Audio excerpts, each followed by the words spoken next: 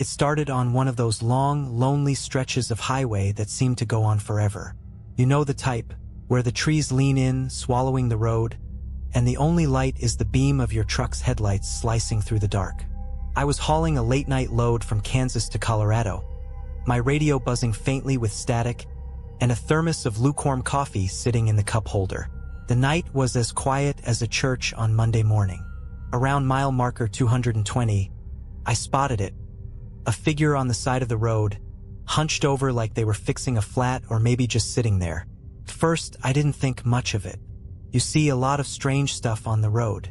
But as I got closer, I noticed something off. The figure wasn't sitting or crouched. It was standing completely still, bent at an unnatural angle, like a broken mannequin someone had tossed out. I slowed down, not enough to stop, just enough to get a good look. The figure was a man, tall and lanky, with his head tilted back further than seemed humanly possible.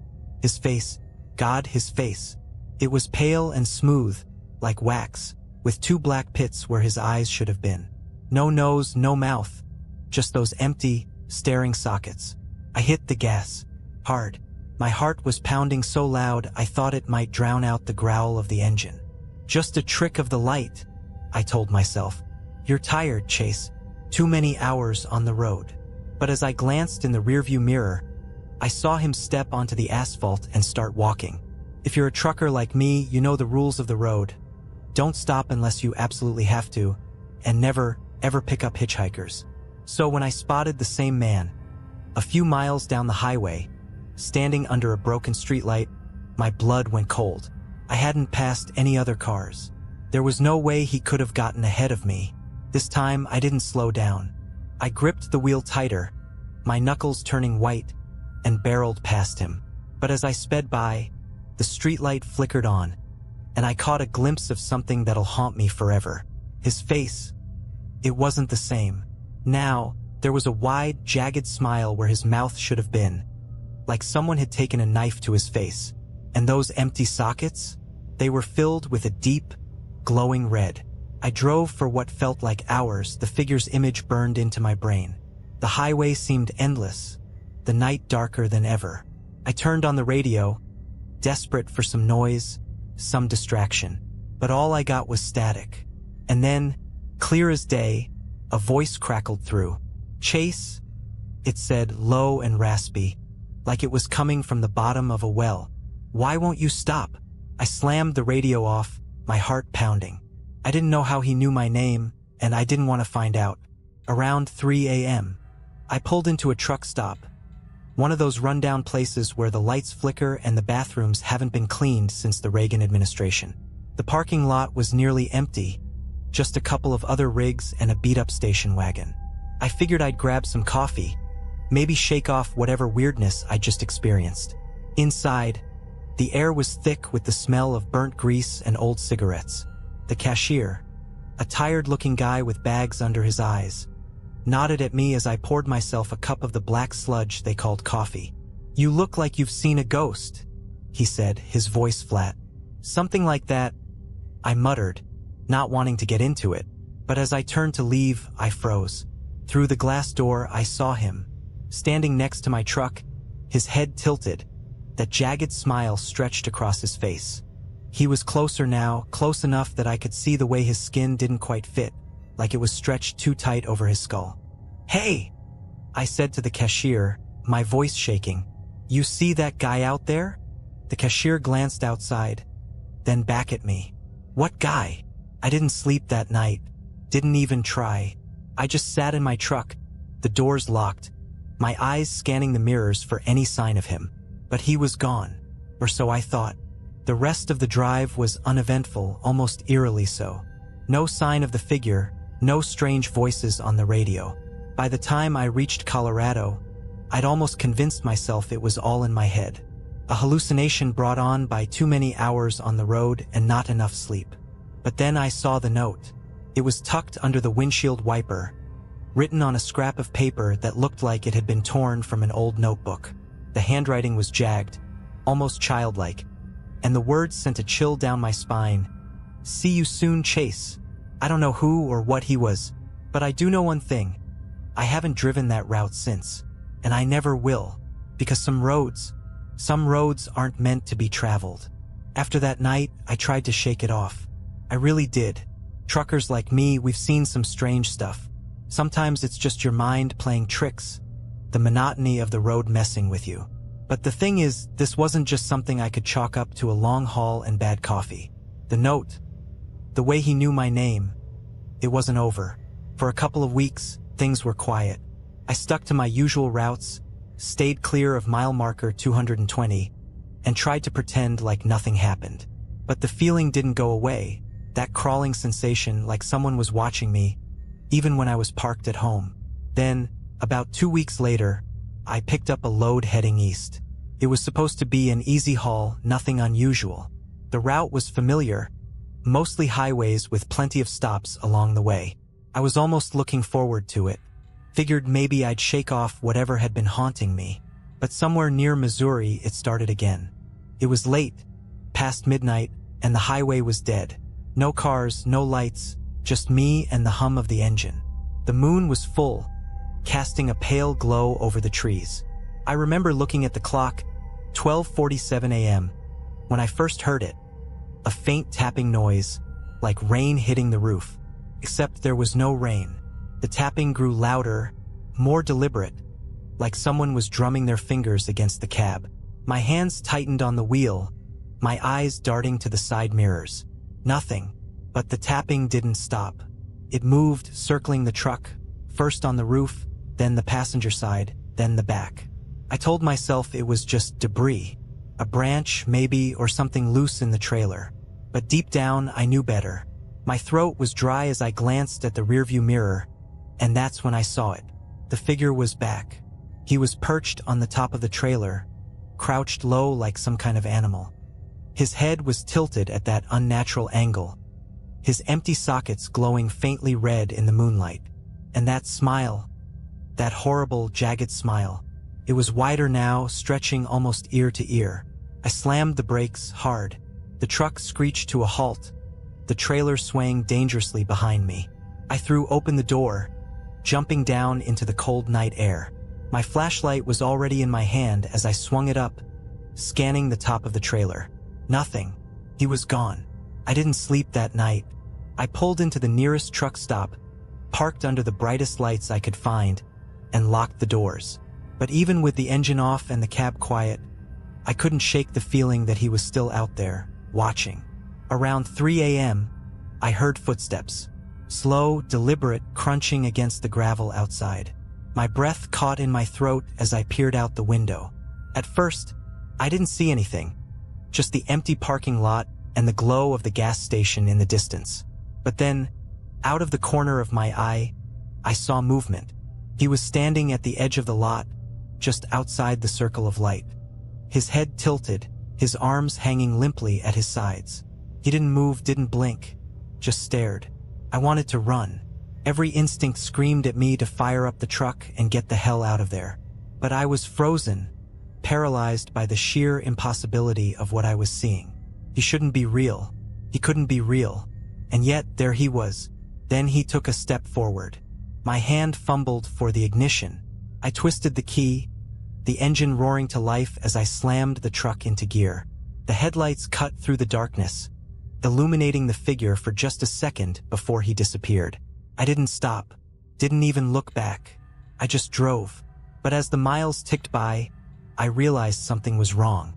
The truck felt heavier, like I was hauling more than just cargo. The engine groaned under the strain, the tires struggling to maintain speed. My gut told me to keep going, but curiosity got the better of me. I pulled over on a desolate stretch of road, the kind where even the shadows seemed alive. Grabbing my flashlight, I climbed out and walked to the back of the trailer. My breath was visible in the cold night air as I unlocked the doors and swung them open.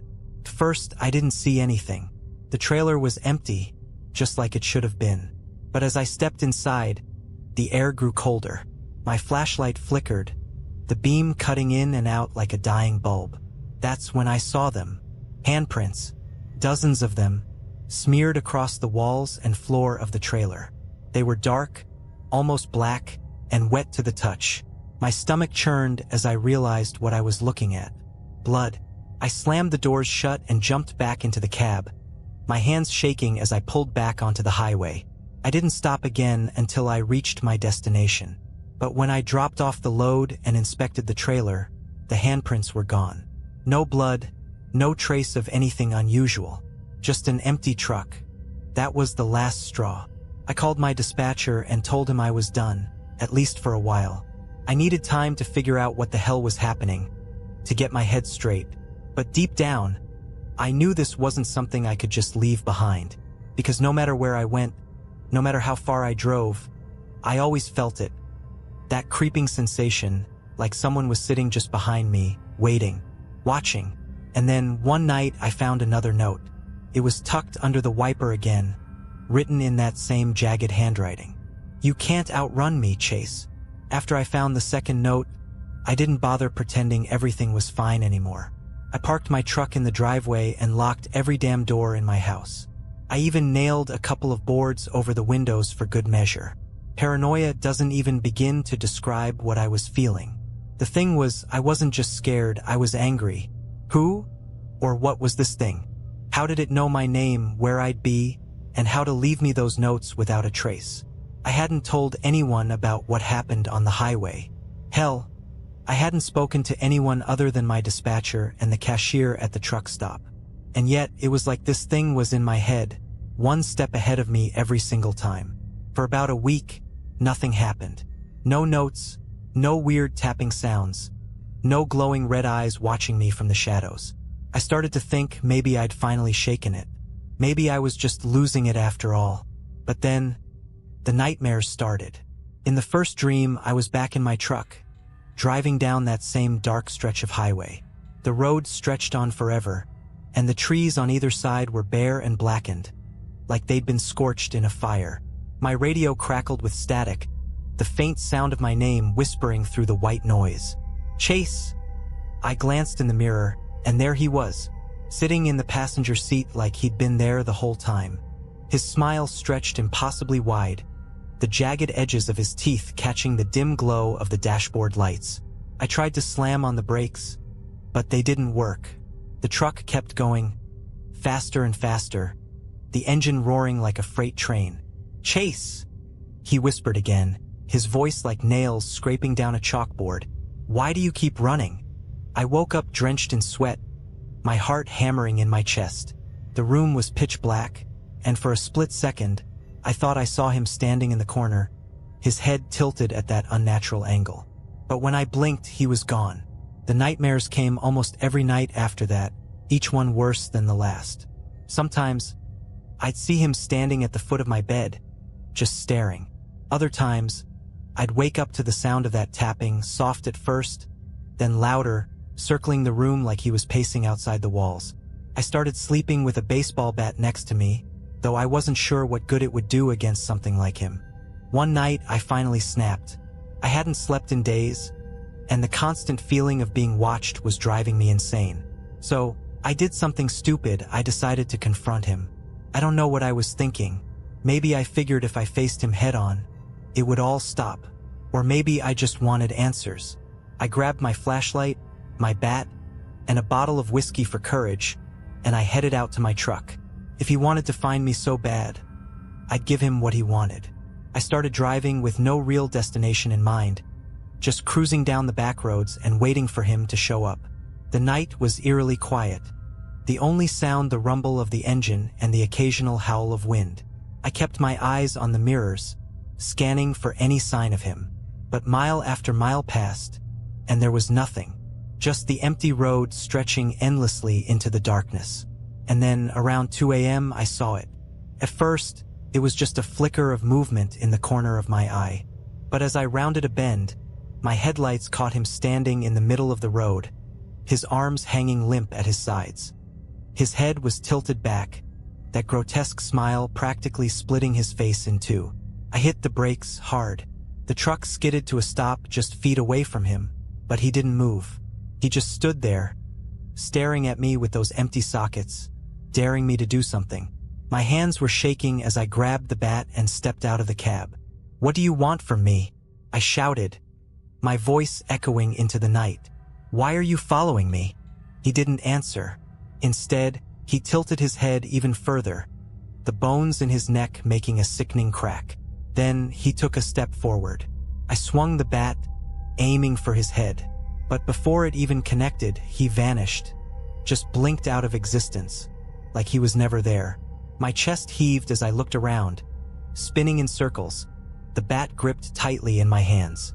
And that's when I heard it, the tapping.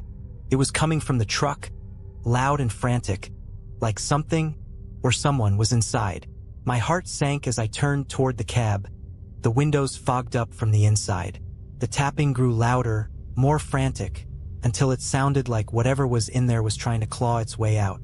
Summoning every ounce of courage I had left, I crept toward the truck and yanked open the door. The cab was empty. No figure, no fogged windows, just the faint smell of something rotten, like spoiled meat. And on the seat, right where I'd been sitting, was another note. "You can't fight me, Chase. I'm already inside. I haven't driven a truck since that night. Hell, I barely leave the house anymore.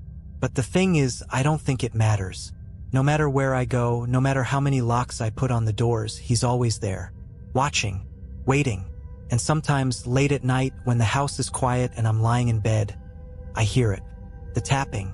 After the last note, I thought I'd hit rock bottom. I stopped driving, stopped sleeping, and stopped trusting my own shadow. The paranoia was eating me alive.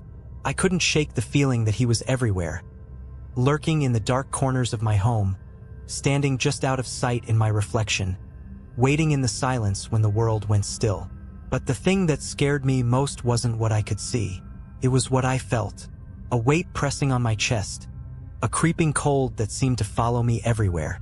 It felt like he wasn't just following me anymore. He was inside me, like he said in the note. It's hard to explain, but I started noticing little things. My hands shaking, a voice in the back of my mind whispering things I didn't want to hear, my reflection in the mirror. Lingering a second too long after I moved, I thought about running. Maybe if I left everything behind, my house, my truck, even my name, I could escape him. But deep down, I knew better. He wasn't tied to the truck or the highway. He was tied to me. One night, about a month after I stopped driving, I hit my breaking point. It was around 3 a.m. The house was dead silent, and I was sitting in the living room with every light on, a shotgun across my lap. I hadn't slept in days, and my nerves were so shot I couldn't tell what was real anymore. That's when the tapping started again. It was faint at first, like someone drumming their fingers against the walls, but it got louder, closer. It wasn't just coming from one direction, it was coming from everywhere. The walls, the ceiling, even the floor beneath my feet. My breath caught in my throat as I clutched the shotgun tighter, my eyes darting around the room. And then the lights went out. The darkness swallowed me whole, thick and suffocating. My fingers fumbled for the flashlight on the coffee table, but when I clicked it on, the beam barely cut through the black. That's when I saw him, standing at the far end of the room, his silhouette barely visible in the weak light. "Why are you doing this to me?" I shouted, my voice trembling. "What do you want?" He didn't move, didn't answer. He just stood there, his head tilted like he was studying me. Then, slowly, he raised a hand and pointed, not at me, at the hallway behind me. Every hair on my body stood on end as I turned, the flashlight shaking in my grip.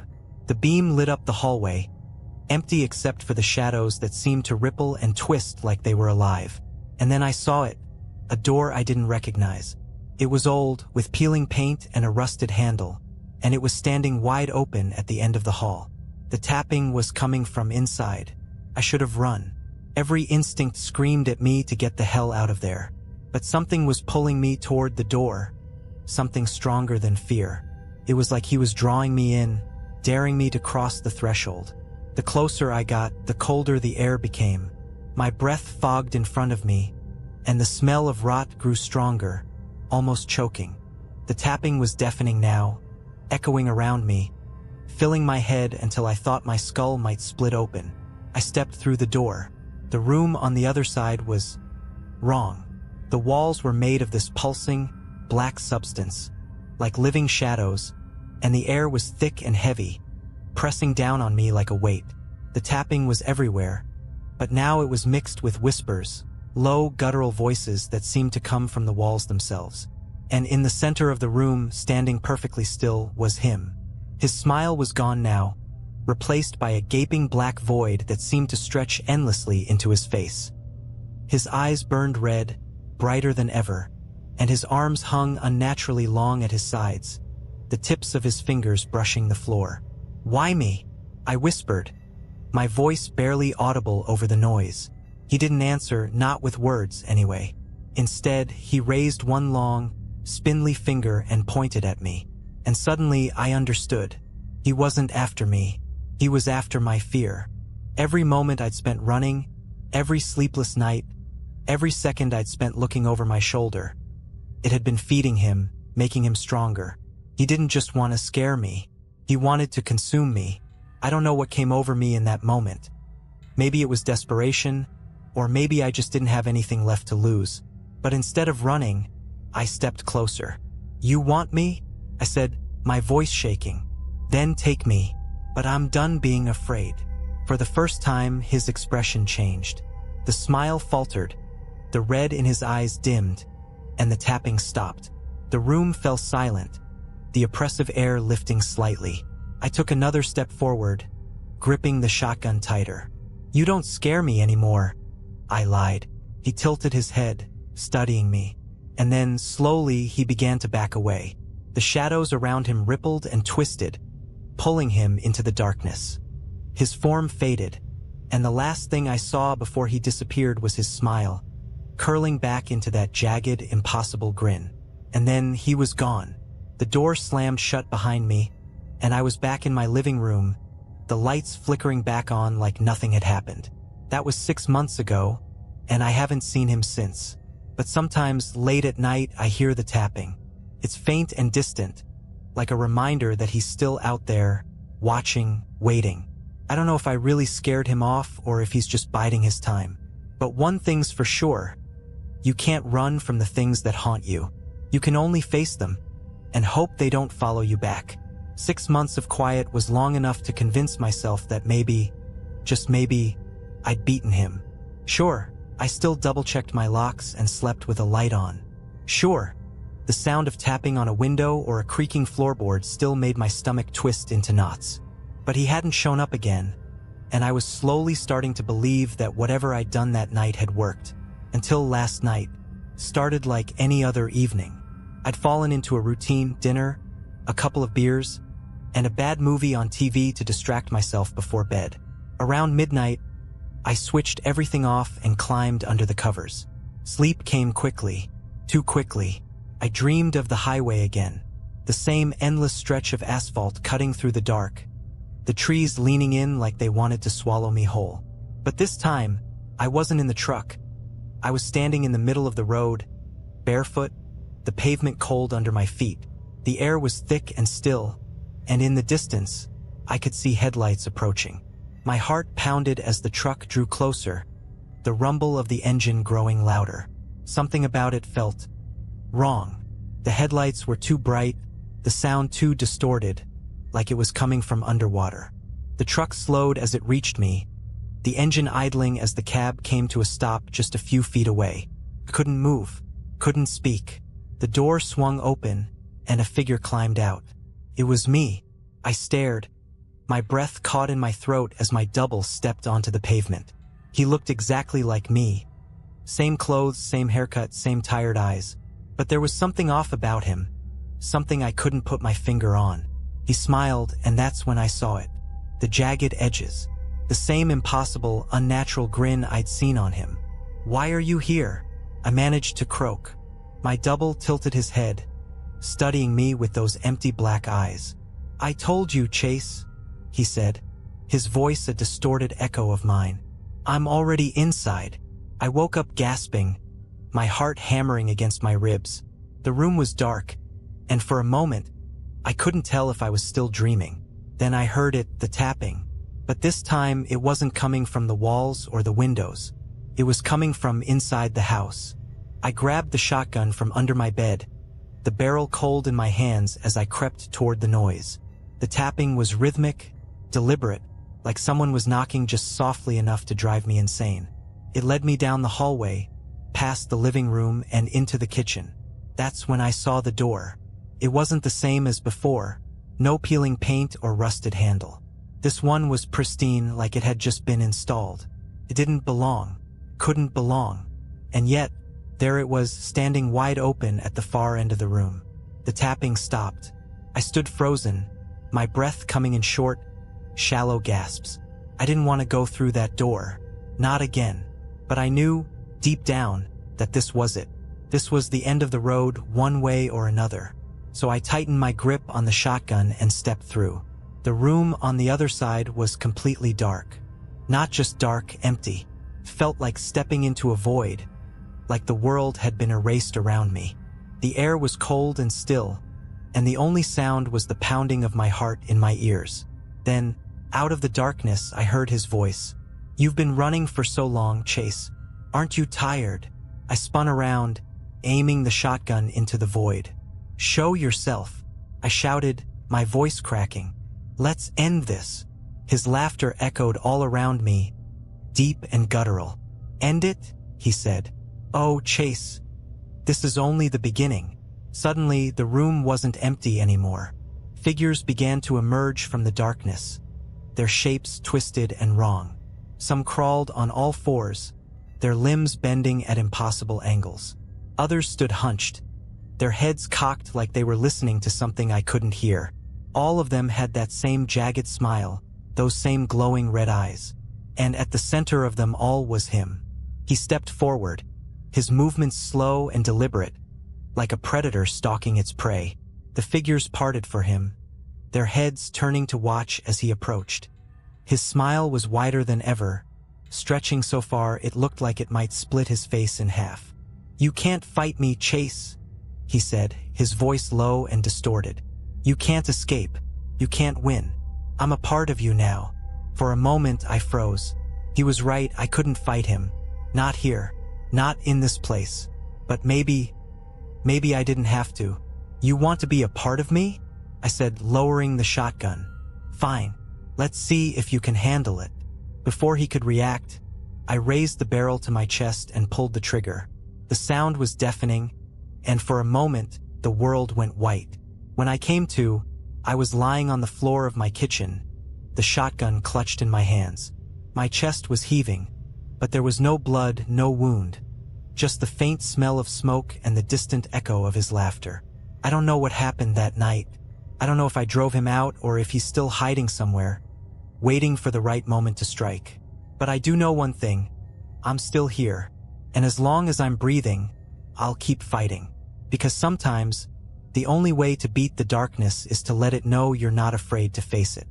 Even if it means staring into the void and daring it to stare back. After that night, I thought I'd broken the cycle.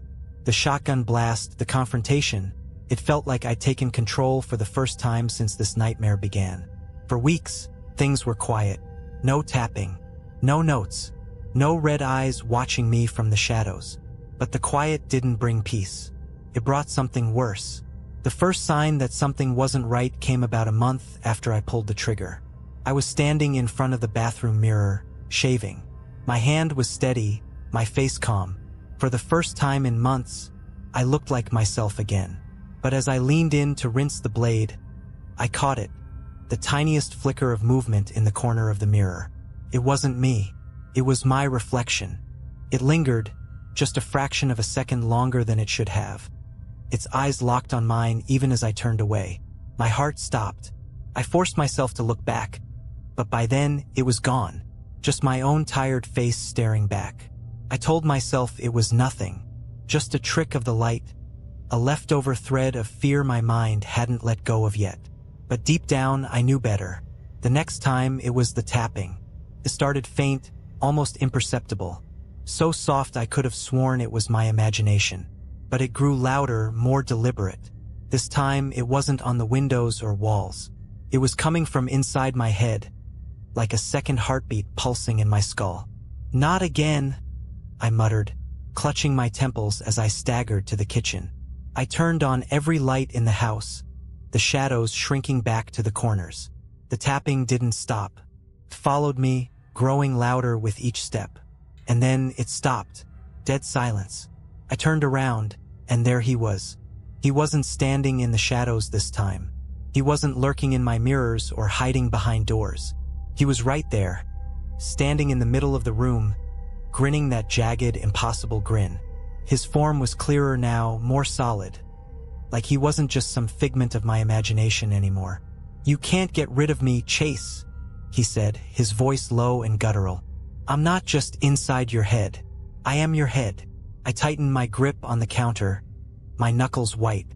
"You don't scare me anymore." His smile widened, the edges of his mouth splitting further. "Oh, I'm not here to scare you. I'm here to show you the truth." Before I could move, the lights flickered and went out. The room was swallowed by darkness, and the floor beneath me felt like it dropped away. When the lights came back on, I wasn't in my kitchen anymore. I was back on the highway, the same stretch of road where it all began, the asphalt stretching endlessly in both directions. But this time I wasn't alone.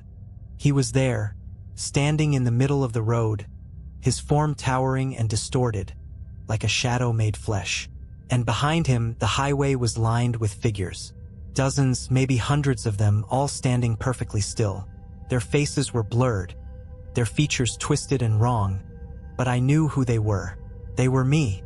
Each one was a version of myself. Every mistake, every regret, every fear I'd ever tried to bury. They stared at me with those hollow, glowing eyes, their mouths curling into identical, jagged smiles. "This is who you are," he said, spreading his arms wide. "All your failures, all your fears. You can't escape them, Chase. You can't escape me." For a moment I froze. The weight of it all, the faces, the voices, the memories, it was crushing. He was right. I'd spent my whole life running from the things I couldn't face, the things I didn't want to admit, and now they were here, staring me down. But then, something shifted. I looked at the figures on the side of the road, and I realized something. They weren't just my failures. They weren't just my fears. They were mine. I'd survived every one of them. They hadn't broken me. They'd shaped me, made me stronger. "You're wrong," I said, my voice steady for the first time. "You're not who I am. You're just the parts of me I haven't dealt with yet. And I'm done running." His smile faltered, just for a second. The figures on the highway began to blur, their edges softening as if they were fading away. "No," he growled, stepping toward me. "You can't fight me. You'll never be rid of me." "Maybe not," I said, stepping forward to meet him. "But I'm not afraid of you anymore." The moment I said it, the air around us shifted. The figures disappeared, swallowed by the darkness. His form began to waver, his edges flickering like a dying flame. He snarled, his jagged smile twisting into a grimace as he reached for me, but his hand passed right through me. "You can't," he hissed, his voice breaking. "You can't." And then he was gone. I woke up on my living room floor, the first rays of dawn spilling through the window. The house was silent, the air still. For the first time in months, I felt free. I don't know what he was. Some kind of entity, a manifestation of my own mind, or something else entirely. And I don't know if he's truly gone, or if he's just waiting, lurking in the shadows for another chance. But here's what I do know. I faced him. I looked him in the eye and didn't blink. And if he ever comes back, I'll be ready. Because the only way to beat the darkness is to own it. To let it know that no matter how deep it gets, you'll always find a way to rise above. And for the first time in my life, I'm not running anymore.